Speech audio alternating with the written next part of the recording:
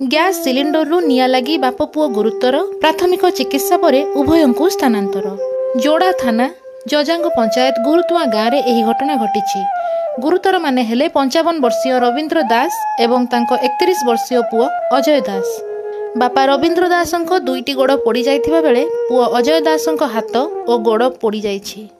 ଏମାନଙ୍କୁ ଯୋଡ଼ା ଗୋଷ୍ଠୀ ସ୍ୱାସ୍ଥ୍ୟକେନ୍ଦ୍ରକୁ ନିଆଯାଇଥିବା ବେଳେ ପ୍ରାଥମିକ ଚିକିତ୍ସା ପରେ କେନ୍ଦୁଝର ମୁଖ୍ୟ ଡାକ୍ତରଖାନାକୁ ସ୍ଥାନାନ୍ତର କରାଯାଇଛି। ସୂଚନା ଅନୁସାରେ ଆଜି ସନ୍ଧ୍ୟାରେ କରେଣ୍ଟ ନଥିବା ବେଳେ ଘରେ ମହମବତୀ ଜଳାଇ ଅଜୟଙ୍କ ମା ଗ୍ୟାସ୍ରେ ରୋଷେଇ କରୁଥିଲେ। ଏହି ସମୟରେ ହଠାତ୍ ଗ୍ୟାସ୍ ଚୁଲା ଲିଭି ଯାଇଥିଲା।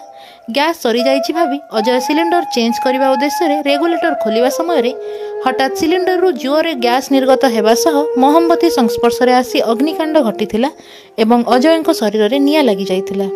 ଏହି ସମୟରେ ବାପା ରବୀନ୍ଦ୍ର ଦାସ ପୁଅକୁ ବଞ୍ଚାଇବାକୁ ଯାଇ ସେ ମଧ୍ୟ ପୋଡ଼ି ହୋଇ ଗୁରୁତର ହୋଇଥିଲେ। ମୁଁ ଗ୍ୟାସ୍ ରେଗୁଲେଟରଟା ଯେତେବେଳେ ଖୋଲିଲି ଗ୍ୟାସ୍ ପୁରା ବାହାରିଗଲା। ତାପରେ ମୁଁ ତାକୁ ବନ୍ଦ କରିପାରିଲିନି, ଗ୍ୟାସ୍ ପୁରା ବାହାରିଗଲା। ତ ପାଖରେ ଗୋଟେ ମୋର ପୁରା ହାତ ଗୋଡ଼ ଯୋଡ଼ି ଯାଇଛି, ବାପାର ବି ଯୋଡ଼ି ଯାଇଛି। ମୋର ପୁରା ହାତ ଗୋଡ଼ ଯୋଡ଼ି ଯାଇଛି, ବାପାର ବି ଯୋଡ଼ି ଯାଇଛି।